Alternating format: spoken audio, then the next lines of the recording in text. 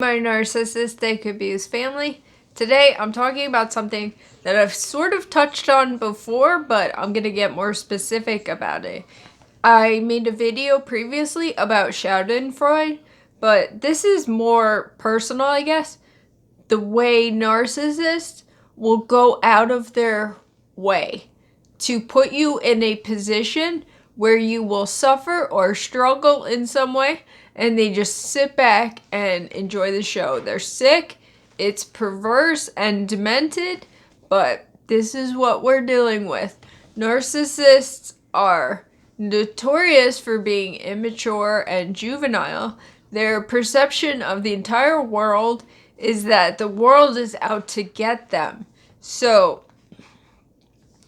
as a response to that, I'll say they are always on the offense, defense. They're always looking to hurt other people to spare themselves from getting hurt.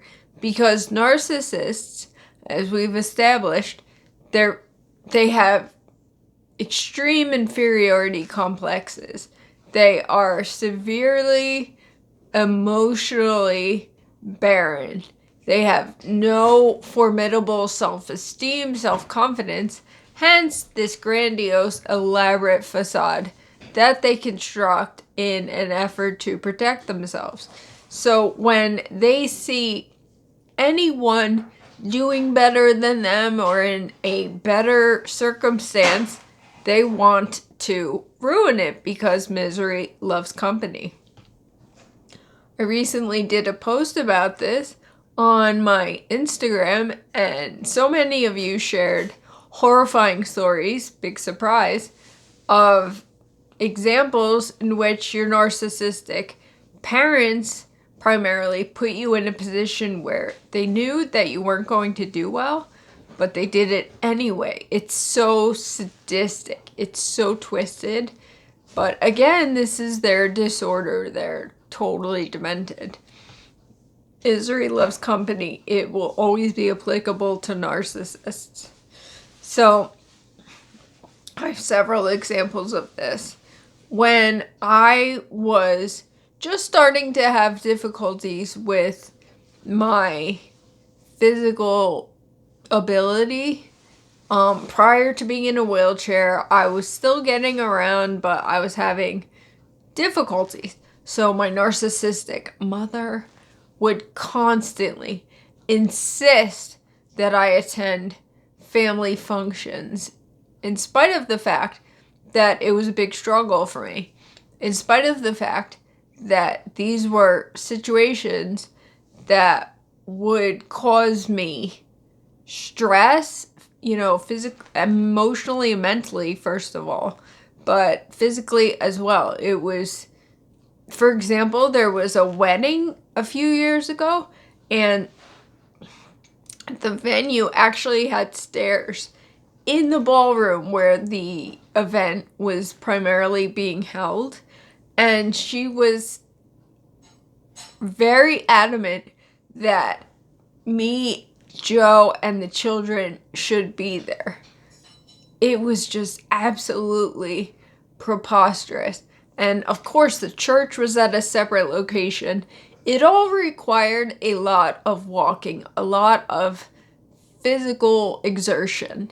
And I was not in a position to be putting myself in this kind of circumstance. I mean, I knew that it was clear as day for anybody that knew me, that knew my situation. Sorry, my light is needing to be charged. Anyway, she was so insistent that I have to attend this event. And, she proceeded to guilt trip me, shame me, like all that. That's their biggest go-to, is guilt tripping us. Because they have nothing else. They don't have any characteristics or qualities that would draw us to want to be in their presence. So they have to go to the dark side, the malicious tactics.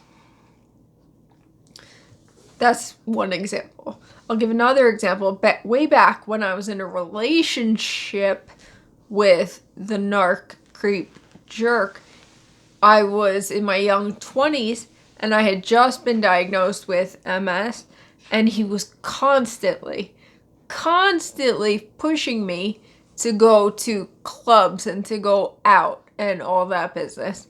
First of all, drinking right off the bat is a bad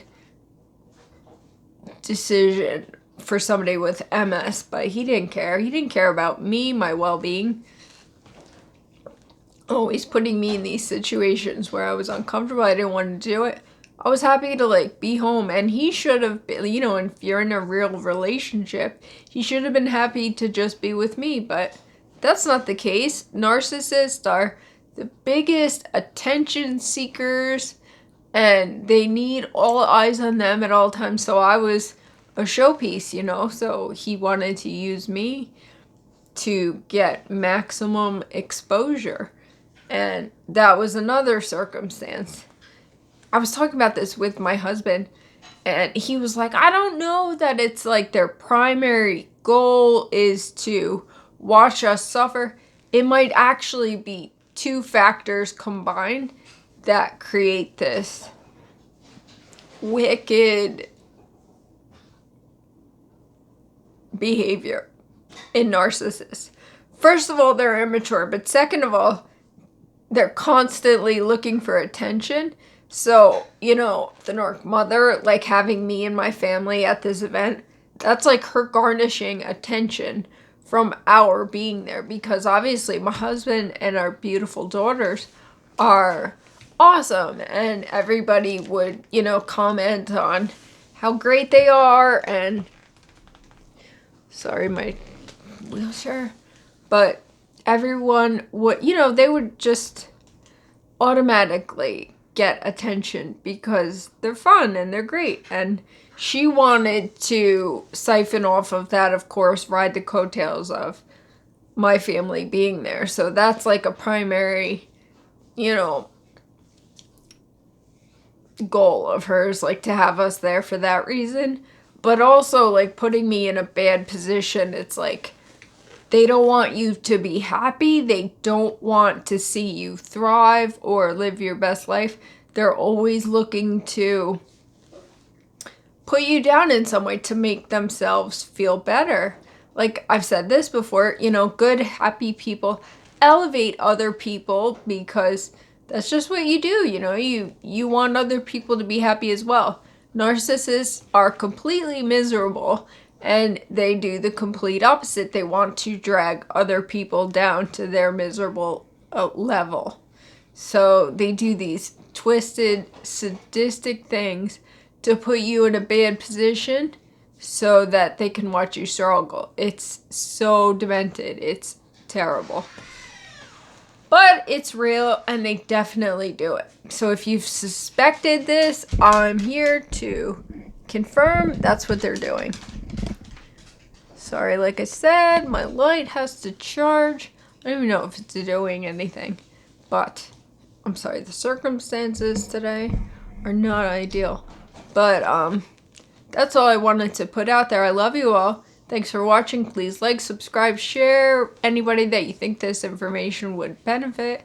Hope I provided you with something useful. I love you all. I will be back soon. See ya.